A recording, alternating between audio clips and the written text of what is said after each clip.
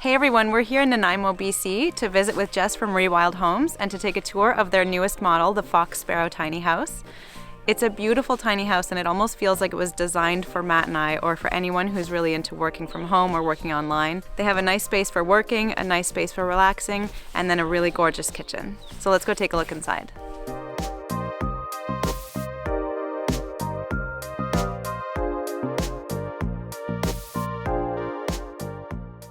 So this is our 24-foot Fox Sparrow model. It's roughly 160 square feet.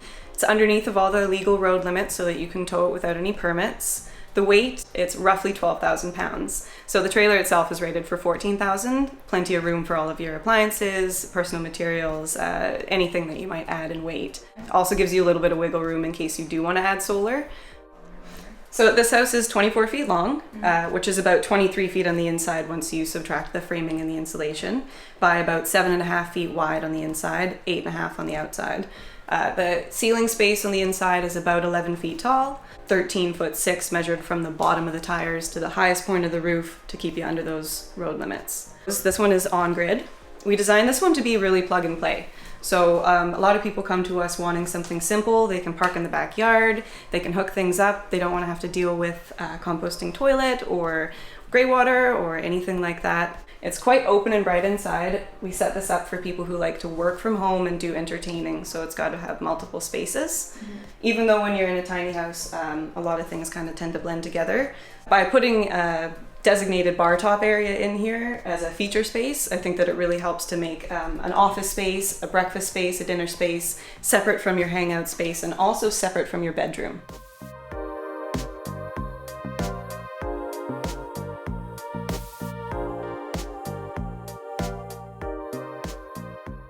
We did a hybrid of propane and electric so that you still do have a bit of self-sufficiency. You're not putting too much of a strain on whoever's electricity you're using if you're parked on somebody else's property. So our heat is a Dickinson Marine propane heater. These are super popular in tiny homes. Heats this place up like there's no tomorrow. Really? The other nice thing about it is you do get to see a little bit of live flame, which gives you that ambiance without having to have the full wood stove. We do have furniture in here. We have a nice little sitting area with storage built in underneath for all of your blankets and your pillows.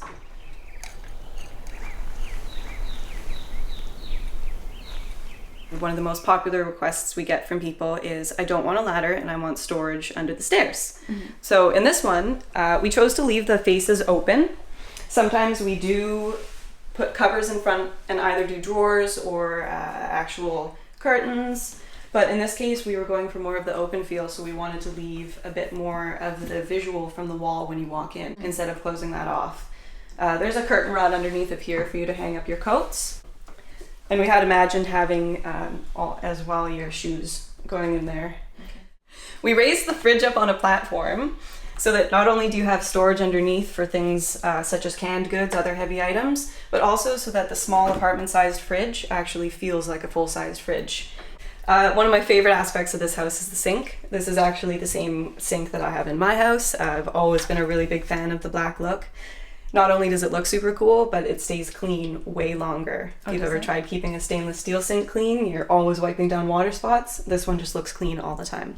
So we have the extra large sink, extra large range. There's no need to sacrifice your cooking. My second favorite part of this whole house is, of course, the live edge countertop. This was built specifically for me to sit and do work. I imagine this as an office space, and I also really love eating my breakfasts outdoors. But with a tiny house, you don't always have deck space. So we wanted to replicate that feeling of sitting outside on the deck and having your morning coffee without actually having to have the deck. So both of these windows open wide open and let the breeze come in, let the sunshine come in, and you can really just feel like you're sitting outside enjoying your coffee. Part of having a big kitchen is having somewhere to put all of your stuff. For me, the things that are always found leaving out are appliances, bigger appliances. So we have a bunch of bigger style drawers and cupboards where you really have space to fit everything underneath of there.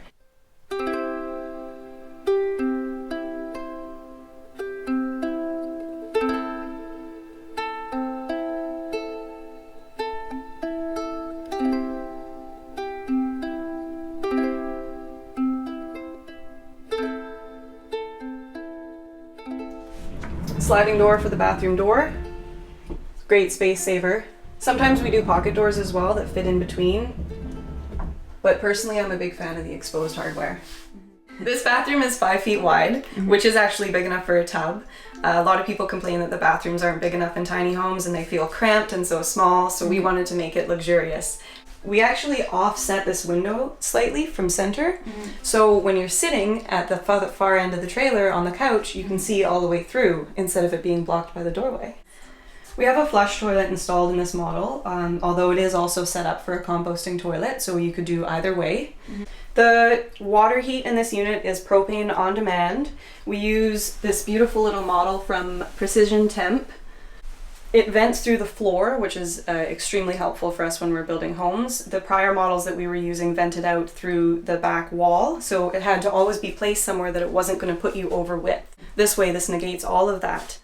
We left a space here that fits a combo washer dryer unit. It's from LG, so you have your hot and cold water hookups here.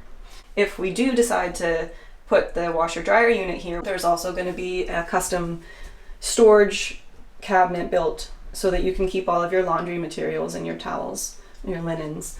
The bathroom is equipped with a standard fan to control moisture and humidity. So shower size is another big one. You see in a lot of tiny homes the little 36 by 36 standard fiberglass insert, which personally when you're washing your hair and your elbows are hitting the sides of the glass, it's not always the most enjoyable. So we went for a full-size shower. There's no glass right now. We have custom glass that you need to get cut to fit underneath of the loft heights. Standard glass shower inserts don't fit. So we're on hold waiting for the glass doors, but once they arrive, this whole corner will be glass.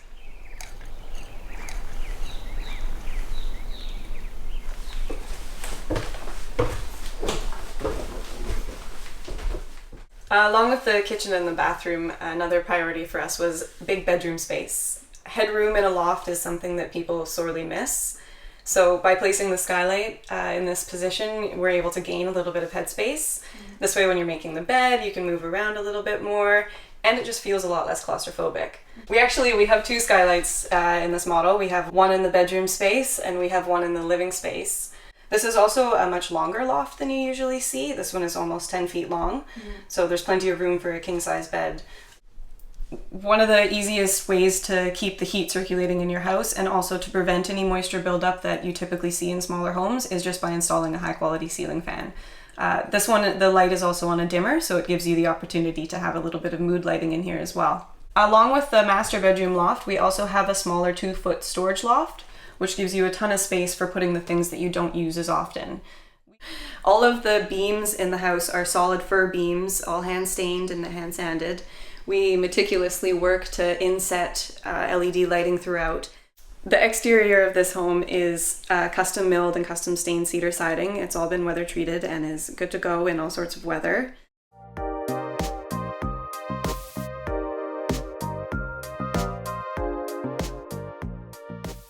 Hope you enjoyed this video. To see more tiny home tours, you can click on this playlist right here. Don't forget to subscribe to our channel right here, and give this video a thumbs up if you liked it.